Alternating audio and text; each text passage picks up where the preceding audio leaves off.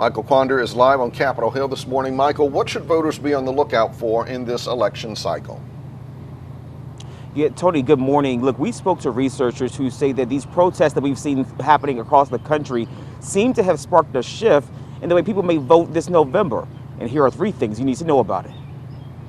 This is Terrence Woodbury, and I'm a partner at HIT Strategies here in Washington, D.C. The research firm does polling and focus groups among young voters, voters of color, and women voters. 3 voting groups Woodbury believes could make or break elections this fall, and groups that have been vocal in recent protests. It really gave me a chance to see in representation in full force what I've been hearing from young voters and from Black voters in focus groups across the country.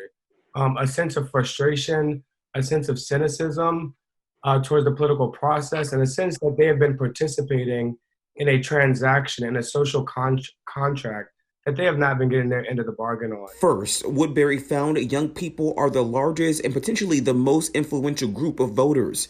But according to HIT Strategies poll, young voters are not consistent in voting in presidential elections. And while most young voters support progressive issues, researchers found that most of them are not Democrats. In the states where we see the biggest uprising, states like Pennsylvania, like Virginia, like Wisconsin, these are states where Donald Trump was able to pull off victories by laser thin margins. And Woodbury says that's because many eligible Black voters did not go to the polls in some of those battleground states, specifically Black men. I think when we see that drop of support amongst Black men, in many ways and many times, it's the same Black men that are making their voices heard in these protests today.